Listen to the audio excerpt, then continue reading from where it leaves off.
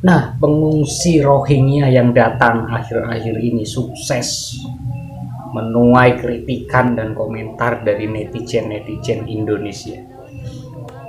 Tahu sendiri netizen Indonesia itu pedes-pedes. Nah, kok mereka bikin ulah. Nah, ini salah satunya adalah komentar dari Cut Anggi ya. Dia ini juga sempat viral dengan komentar-komentar dan kritikan-kritikannya di TikTok karena si Cut Anggi ini adalah seorang TikToker. Dan sekarang Cut Anggi juga ada di YouTube, silahkan dicari sendiri channelnya Cut Anggi siapa gitu, saya kurang paham juga. Dan konten-kontennya juga tentang kritikan-kritikan dia kepada pengungsi Rohingya ini. Dan Cut Anggi ini adalah seorang perempuan dari Aceh, dan yang mungkin dia ini juga paham tentang perilaku-perilaku dan perbuatan dari para imigran-imigran ini. Nah, seperti apa kritikan dan seperti apa yang diceritakan oleh Cut Anggi ini tentang kelakuan-kelakuan buruk yang dilakukan oleh para imigran dari Bangladesh ini, Rohingya. Nah, ini kita simak, ayo kita simak sama-sama tentang kritikan dari Cut Anggi. I will never stop speak up about Rohingya until they will leave our country. Gak akan berhenti sampai mereka benar-benar meninggalkan negara kita. Kenapa? Mereka adalah orang-orang yang sudah diberi tempat di Bangladesh, sudah ada tempatnya, dan itu video sudah tersebar di mana-mana. Tapi mereka yang nggak mau. Nah, ini kan nggak bisa. Biasanya kan orang yang pergi cari perlindungan itu karena tak ada tempat. Sekarang mereka punya tempat, tapi mereka yang nggak mau. Ini nggak bisa dibiarkan. Saya akan terus-terusan meng-spill kenapa mereka tidak selayaknya ada di tempat kita dalam jangka waktu yang lama. Jadi gini, di beberapa konten yang sudah lenyap tuh akan saya ulang lagi. Disclaimer yang saya tahu hanyalah mereka yang ada di dalam camp pengungsian pada saat saya masih berada di sana di Lok Sumawe. Cuman untuk kehidupan di luar daripada itu saya tidak ada, I have no idea, nggak tahu bagaimana. Ada yang komen juga itu di Batam udah 5 tahun, kenapa nggak pindah-pindah? I don't know, karena saya nggak pernah lihat dan saya nggak pernah terjun langsung ke tempatnya. Yang saya tahu hanya di dalam tempat kecil itu aja, camp pengungsian. Jadi kita lebih akrab kepada karakter. Nah, saya ingin mengklarifikasi apa yang saya maksud di dalam video ini. Ya, video ini saya tekankanlah adab dan karakter mereka. Tetapi banyak yang salah paham. Kenapa? Tontonlah sampai habis kalau mau tahu. Ini juga video ini, tontonlah sampai habis, barulah kau komen. Kalau belum selesai nonton, gak usah komen dulu, supaya nggak misunderstanding. Jadi yang saya maksud itu adalah dengan karakter mereka yang seperti itu, kita tidak seharusnya buat mengkek mereka. Kenapa? Mereka kan sekarang sudah ada dalam camp. Mereka harusnya ikut aturan kita, bukan kita yang menyesuaikan diri dengan karakter mereka. Oh, tidak bisa. Ya, itu betul sekali. Harusnya itu mereka sebagai tamu itu yang harus bisa menyesuaikan diri dengan tuan rumahnya. Mereka yang harus bisa menyesuaikan diri dengan warga Aceh.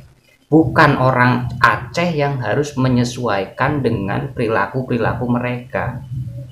Itu terbalik. Harusnya mereka yang menyesuaikan, mengikuti dari kebiasaan orang-orang Aceh. Jangan mereka membuat kebiasaan sendiri, membuat aturan sendiri di negara orang, di daerah orang.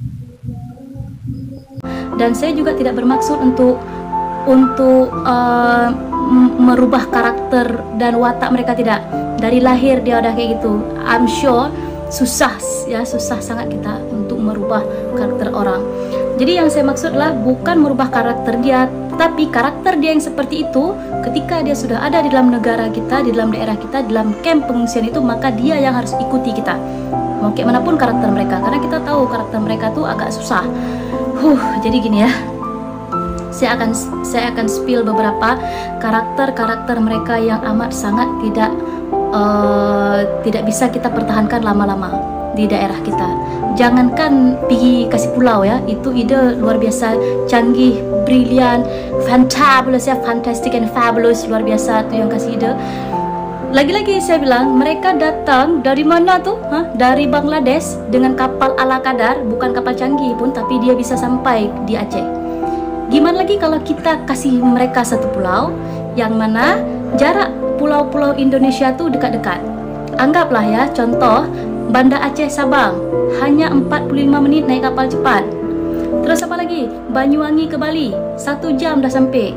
Bali ke Lombok, 3 jam dah sampai. Jika mereka dikasih satu pulau untuk mereka tinggali khusus untuk para imigran Rohingya ini bukan solusi yang tepat itu kalau menurut saya. Karena apa? Ketika nanti mereka ini ditempatkan di suatu pulau, siapa yang mau menjamin kehidupan mereka kalau bukan pemerintah dari kita sendiri? Siapa kalau bukan pemerintah Indonesia? Dan itu akan menjadi beban bagi pemerintah dan akan menimbulkan kecemburuan sosial lagi untuk masyarakat Indonesia. Masyarakat Indonesia lu banyak yang kekurangan. Kenapa harus ngurusin mereka? Lu itu orang mana? Mereka tuh pengungsi dari mana? Kita nggak tahu. Asal usulnya mereka siapa? Kita nggak tahu. Mereka dikasih jatah, dikasih pulau, diberi rumah, diberi makan jatah. Karena apa? Selama dia ada di pulau itu, tidak mungkin mereka ada penghasilan untuk mencukupi kehidupan mereka. Dari mana mereka mau hidup kalau tidak dikasih jatah dari pemerintah? Alangkah enaknya mereka. Dan nanti ketika mereka sudah di pulau, diberi jatah setiap hari, jatah makan paling tidak 150-200, itu kan permintaan dari mereka, dari para imigran ini, permintaannya segitu. Ya mereka tinggal makan tidur, beranak pinak, nanti anaknya banyak, keluarlah dari pulau. Beberapa tahun kemudian jutaan orang Rohingya, keturunan orang Rohingya, habislah Indonesia nanti ditempati oleh mereka. Mereka berapa jauh mereka datang dari sana bisa sampai, apa jarak sedekat itu tidak bisa menutup kemungkinan mereka sampai kepada daratan utama kita.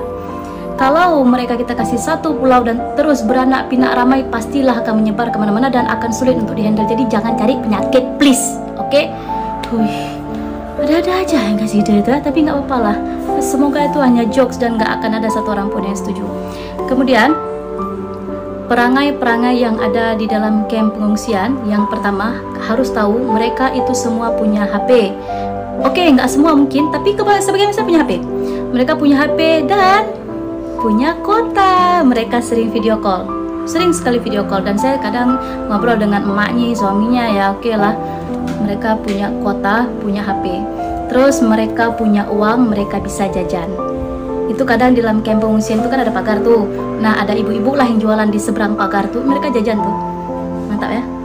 Terus apa lagi? Kita sudah tahu bagaimana perangai mereka ketika pergi buang makanan.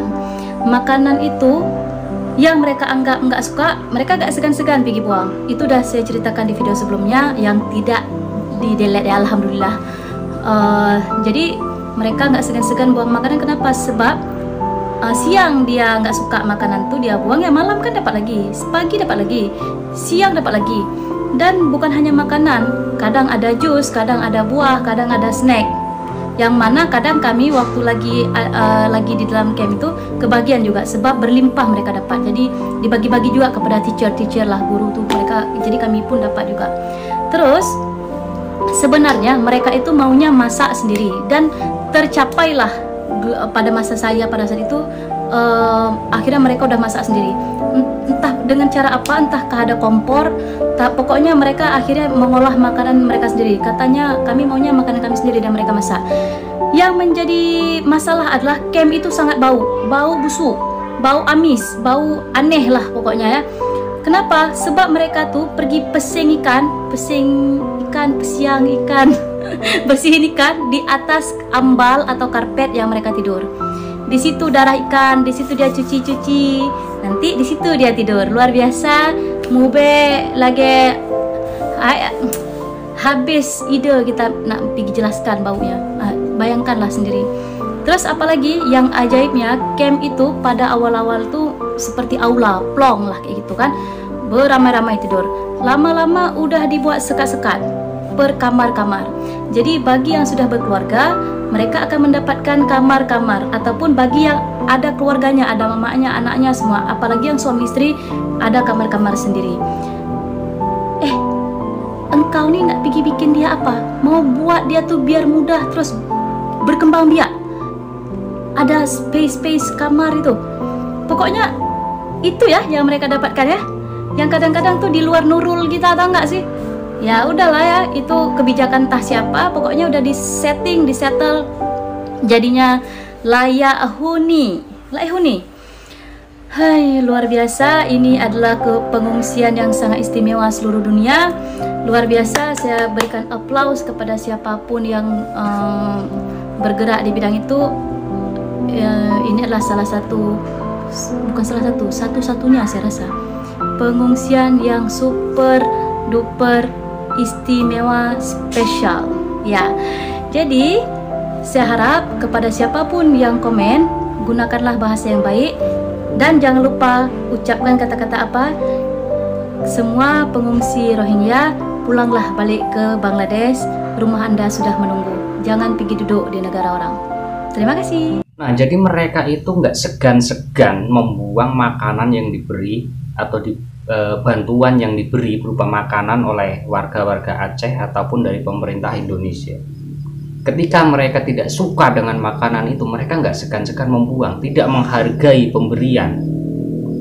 Dan satu lagi yang agak sedikit menjijikkan ya, jadi mereka itu makan, tidur, masak, dan membersihkan ikan. Tahu sendiri ya, membersihkan ikan, kita membersihkan ikan itu ada di karpet, di lantai yang mereka tempati, yang mereka tiduri. Kalau orang kita kan ya setidaknya kita keluar rumah lah, di belakang dapur itu kita ada tempat untuk membersihkan biar tidak bau. Lah ini membersihkan ikan aja di karpet yang mereka tiduri saat itu. Alangkah joroknya kayak apa, kumuhnya kayak apa, baunya tempat itu.